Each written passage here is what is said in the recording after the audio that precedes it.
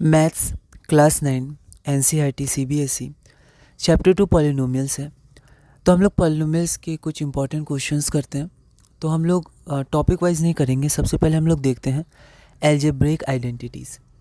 ये जो आइडेंटिटीज़ है इसका यूज़ करना बहुत इंपॉर्टेंट है 9, 10th, 11th, 12th और आगे भी अगर आप मैथ्स पढ़िएगा तो ये सब कुछ बेसिक बातें हैं जो हमें ध्यान रहनी चाहिए।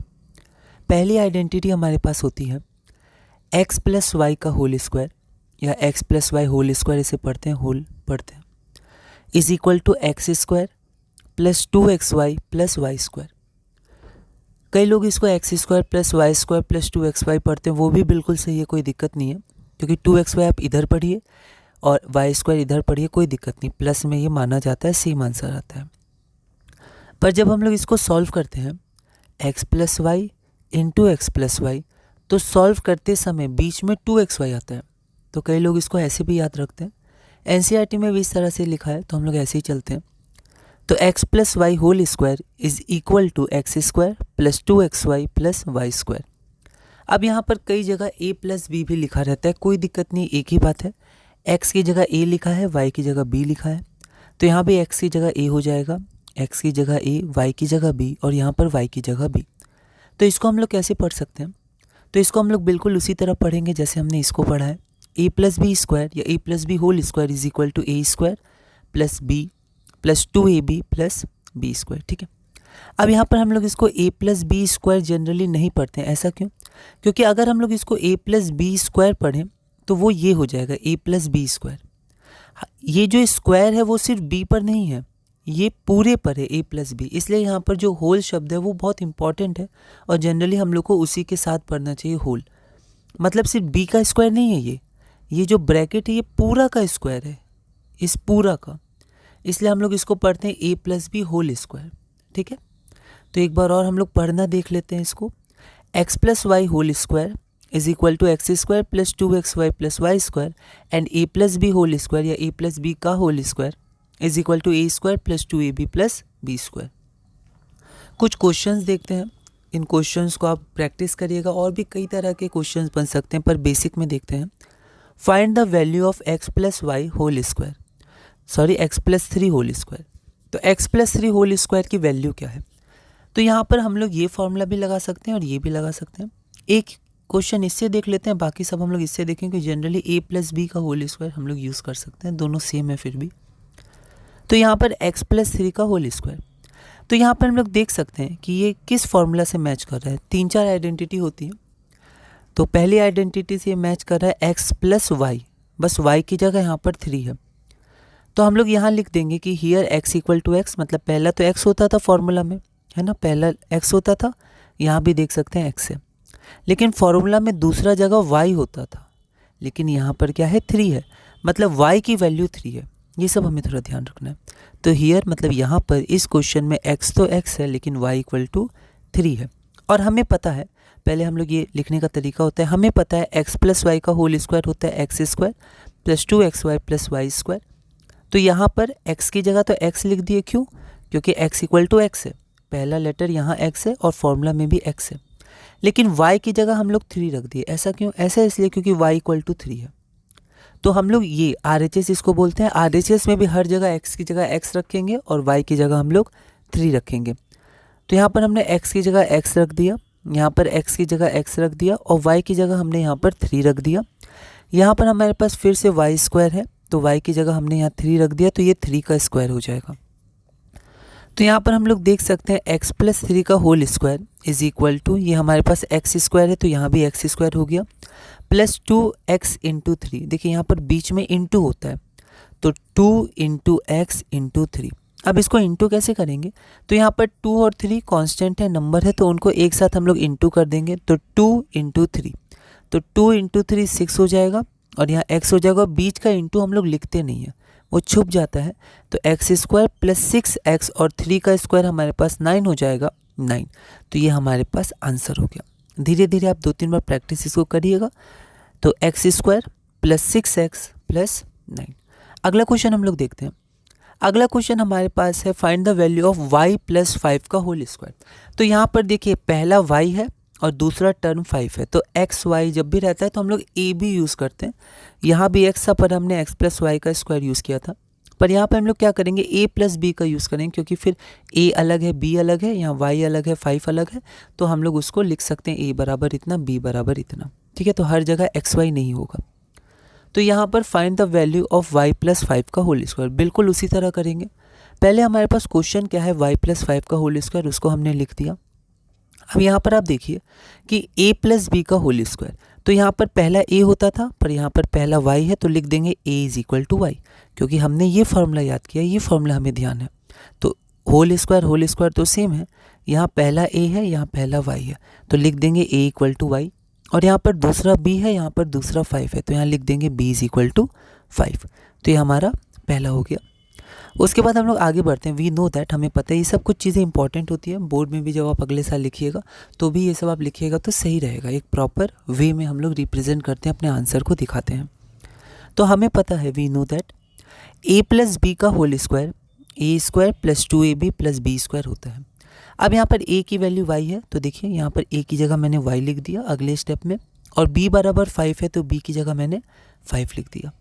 अब यहाँ पर फिर a की जगह मैंने y लिख दिया, a की जगह y लिख दिया, b की जगह 5 लिख दिया, यहाँ पर b की जगह मैंने 5 लिख दिया। तो a प्लस बी का होल स्क्वायर हो जाएगा y प्लस 5 का whole square is equal to y square, क्योंकि a की जगह y था और स्क्वायर तो अपना उतरेगा, तो y square plus 2 into y into 5। फिर से इसको इंटू कैसे करेंगे, तो जो नंबर है, जैसे यहाँ 2 और 5 नंबर है, इनको इंटू करेंगे, और y जो वेरिएबल इनको बोलते हैं ABC XYZ को, इनको बस बगल में लिख देंगे और इंटू छुप जाता है। तो 2 5 10, y यहाँ आ गया, प्लस 5 का स्क्वायर, तो 5 का स्क्वायर कितना होता है 25। तो ये हमारे पास आंसर हो गया y प्लस 5 का whole square is equal to y square plus 10y plus 25। अगर यहाँ पर मान लीजिए z रहता तो a इक्वल टू z मानते, मान लीजिए यहाँ p रहता तो p मानते। ठीक है, तो ऐसे करके हम लोग इसको सॉल्व कर सकते हैं। आगे बढ़ते हैं हम लोग। अगला क्वेश्चन हमारे पास सिमिलर क्वेश्चन है, find the value of x plus 11 का होल स्क्वायर। इसको मैं जल्दी बता देता हूँ, इसको आप प्रैक्टिस करिएगा। तो a की जगह x है, उसी तरह b की जगह 11 है। हमें पता है कि a प्लस बी का होल स्क्वायर होता है a square plus 2ab plus b square. तो यहाँ पर आप देख सकते हैं a की जगह x है और b की जगह 11। तो जहाँ जहाँ a था वहाँ मैंने x पुट कर दिया, और जहाँ जहाँ b था वहाँ मैंने b पुट कर दिया। तो ये जो पुटिंग होती है, सब्स्टिट्यूशन होती है, बहुत इंपॉर्टेंट है। फिर यहाँ पर x प्लस वाई 11 का whole square x square plus 2 into 11 22 plus 22x plus 11 का स्क्वायर 121। अगला क्वेश्चन हम लोग देखते हैं, find the value of 2x plus 3y का होल स्क्वायर। जब आप आगे बढ़िएगा, आगे के क्लासेस में या फिर इसमें भी अगर आप अच्छे क्वेश्चंस और आगे ट्राई करिएगा, तो वहाँ पर सिर्फ x नहीं आता है, x के संग कुछ और नंबर रहता है, 5x 7x minus 2x minus 3/4x 2/9x, ऐसे करके। वैसे y के साथ रह सकता है। तो इनका अगर होल स्क्वायर हो तो कैसे करेंगे, तो मेथड बिल्कुल सेम है, कॉन्सेप्ट वही है, a मानेंगे b मानेंगे और फिर आगे बस सब सॉल्व करेंगे। तो उसमें थोड़ा ध्यान रखेंगे, जैसे यहाँ पर 2x प्लस 3y का होल स्क्वायर है, तो पहले हमने उसको वैसे ही लिख दिया 2x प्लस 3y का होल स्क्वायर।